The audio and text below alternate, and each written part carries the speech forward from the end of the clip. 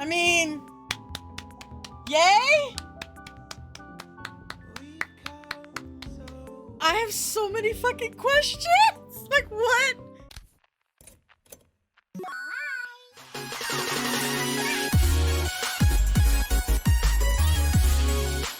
What up, Star Squad? Momokeas here, and today we're gonna be gushing or crushing over a game we beat on stream a while back called The Companion.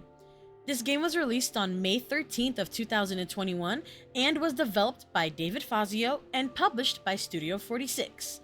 Fun fact, David Fazio is the lead dev and owner of Studio 46. And with my research, I found out that The Companion was a debut game. This game is labeled as an exploration open-world wholesome casual game. Studio 46 is currently working on their next title, The Majestic. There is a demo currently available to play, and it seems to be in the similar style to The Companion. As well as Forever Solitude, which looks to be a survival sci-fi game that gives off a totally different vibe from the first two games. I now have these games on my radar. This game review is solely based on my experience with this game and is my opinion on said experience. You should not take this review as fact and still give the game a go for yourself. Spoiler warning, in the event I accidentally spoil anything for my fellow Star Warriors, and without further ado, on with the show! In this game, you play as a spirit wolf with 3 tails. You are tasked with exploring the world around you, led by a little spirit ball. You activate rocks, which release companions that will travel alongside you. You find mementos that activate mini memories, as well as these spirit pillars, at least that's what I call them, that activate entire sequences. Sometimes you are the audience, and sometimes you are an active participant of these memories. As you progress, you learn a story about a family and their trials and tribulations. Your goal is to finish your journey, and in so doing, you learn about who you are as well as your purpose. The story of this game is told through each memory you activate. Each level in the game requires you to activate all kind of memories before progressing. You follow the story of a family, mom, dad, and their 3 kids, Daisy, Jess, and Cody. From what we gather, this family was sent out to the forest because of their father's job, and in the process, they have suffered a tragic event which has the family packing up and going back home. You follow the events of their travel to and from the forest. The story of this game is broken up into several acts: kindness, trust, love, sacrifice, and fate. With these memories being scattered all over the map, the story didn't feel like it had any sort of pacing. There wasn't any path from memory to memory, so a lot of the times I found myself getting lost, trying to figure out which memory goes to which timeline. The memories seem to be telling us the events before and after the tragedy that befell the family. I did like that little mementos memories you found kind of added a little more substance to the main characters, Jess and Cody, and really drove home how close they were as siblings. For the controls of this game, you can use keyboard and mouse or controller. I mainly use controller. As far as accessibility, there were subtitles in the game, but that's all I saw. There really wasn't any harsh lighting or flashing lights. In this game, you earn abilities as the story progresses. You are able to sit, lie down, howl, jump, dash, traverse worlds, and you even gain 2 different attacks. Given this game was a single-player walking sim that also featured collectathon type mechanics, I would say it was normal difficulty if I really had to place one. The most frustrating part was trying to activate all the companion stones, and with the maps being so large, it was hard to find them all. There is an ability where you can call a wisp to guide you, but that wisp I noticed mostly focuses on progression and not completion, so do not use the wisp if you want to find the companion stone. I don't think it would have been so hard if it wasn't for the fact that the companion stones blended in really well with the scenery.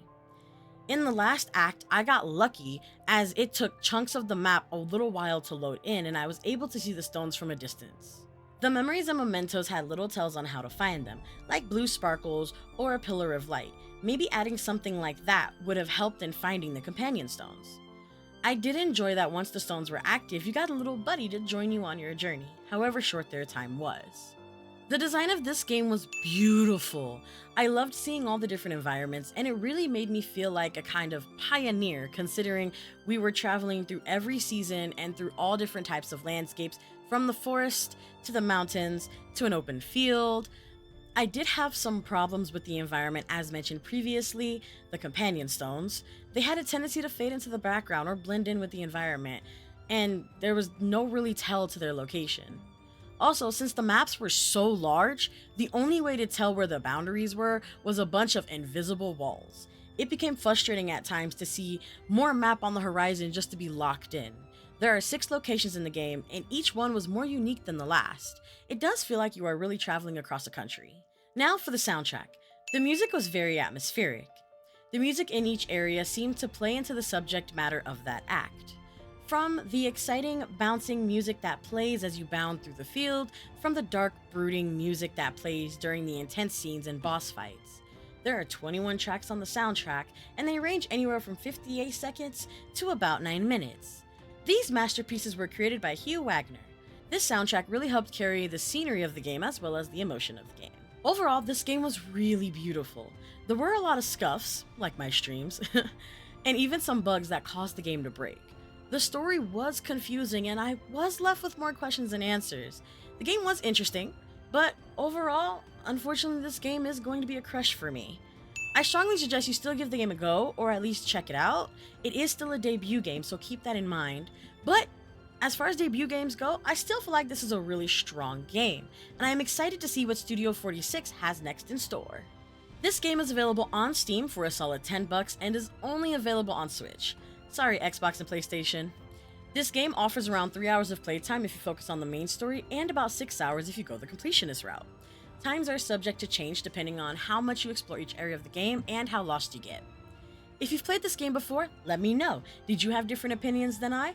Let's open up that conversation. If there are any other indie titles you would like for me to check out, leave them in the comments below. I'm always looking for more games to play. If you want to watch me play these indies live, you can check me out at twitch.tv/Momokeas, and all of my other social links are in the description below. The next Gush or Crush is currently undecided since we are still playing some new indie titles on stream. I hope to see all of you guys there though, and until next time, be good, shine bright, don't let anyone dim that light, and stay awesome!